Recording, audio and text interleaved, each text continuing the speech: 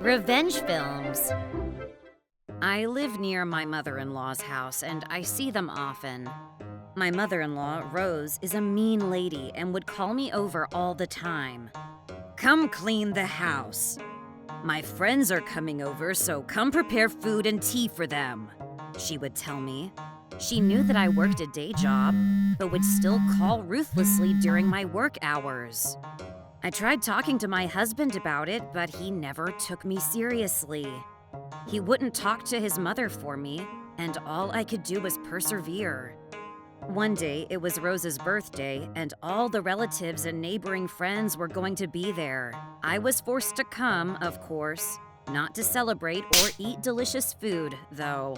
As a matter of fact, I'd never been able to eat with everyone else at any of her birthdays. I was just there to work my ass off while my husband got drunk with his relatives, ate the food that I made, and enjoyed himself. He wouldn't even check on me to see if I was eating or needed any help. I was just panicking in the kitchen, trying to prepare for all the guests who continued to arrive.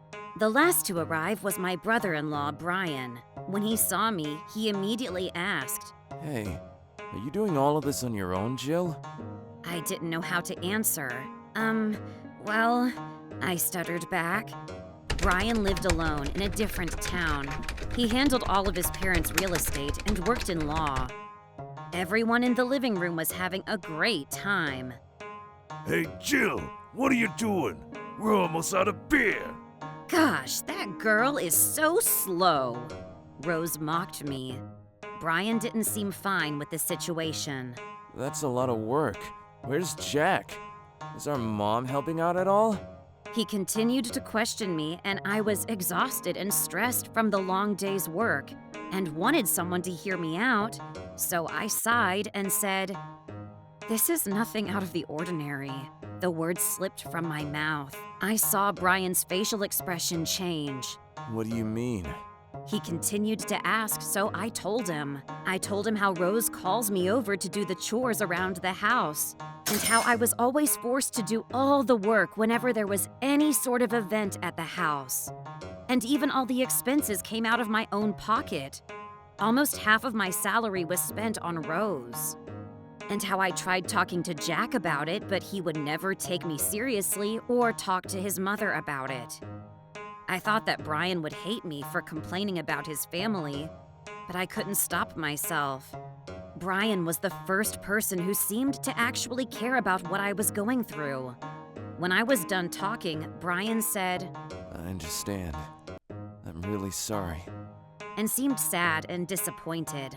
No, you have nothing to be sorry about, Brian. Really, it's not your fault. I had never been thanked or apologized to in this house and was worried about what might happen to me, but Brian calmed me down. You'll get an official apology later.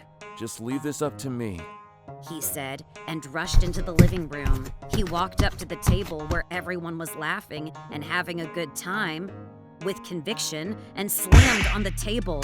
I was nervous of what was about to happen because I was the one who started this commotion, and my heart was pounding. How could you treat Jill like this? He yelled.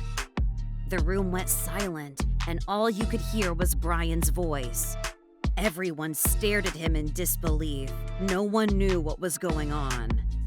Jill told me everything. What has she done to you to deserve this kind of treatment? You think your daughter-in-law is your slave or something? Rose seemed nervous. No, it's not like that, but she tried to explain. Do you understand how pathetic you guys are? Dad, why wouldn't you say anything? And Jack, you can't even protect the woman you married? You guys must all have this wrong. Who do you think you are? You think it's okay to treat her like this? I'm embarrassed to call you all my family. The guests were startled, and all eyes were on me. Brian told them that the party was over and made everyone leave. After everybody was gone, and it was just the family left, Brian got on his knees. I'm very sorry, Jill. He apologized as he bowed deeply. I was panicking a little and kept telling him not to worry about it. Please, stop apologizing. I accept your apology, I said, and made him get up. No, there's no way an apology from me is enough. The way they treated you like a slave, and the way Jack treated you, is unforgivable. You deserve compensation and an official apology, he replied. Wait, money? My mother-in-law said. She probably thought that Brian was making a bigger deal of this than it actually was, but he continued to say, Just stop embarrassing yourself. You don't feel bad for what you did at all, do you?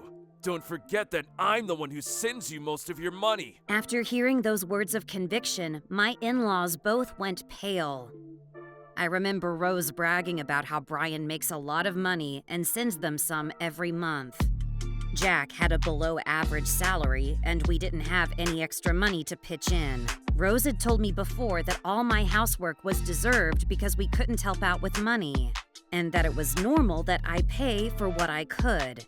So I was sure that what Brian was saying was true. Rose couldn't argue back anymore, and I was impressed by Brian's stature. Jill, if you feel uncomfortable going back to home with Jack after this, don't feel bad about going home for a couple of days to your parents' place. I'll be sure that these three understand what they did to you, and I'll make sure you be compensated for everything. If you ever decide that you can't deal with this family anymore, I want you to know that I'll be on your side. He was even offering to support my divorce. That was quite surprising, but he was right. I didn't feel like going home with Jack that day, so I decided to stay with my parents. The next day, my husband and father-in-law came over to my parents' house and apologized to me and my mother on their knees. They promised me that they would never let Rose use me like that ever again. So I forgave them and went back with them. I thought it was weird that Rose hadn't come, but the next day she called just to say, "I'm sorry," and hung up real quick.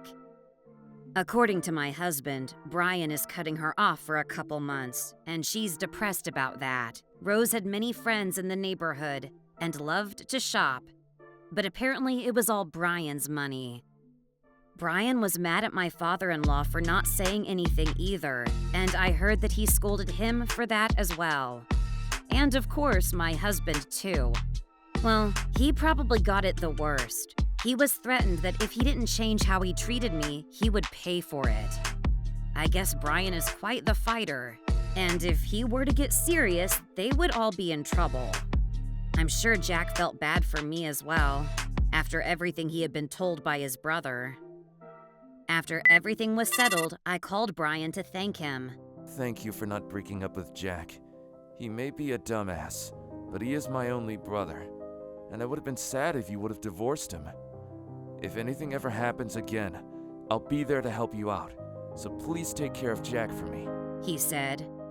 Rose was off my back, and I felt empowered to have Brian in my corner.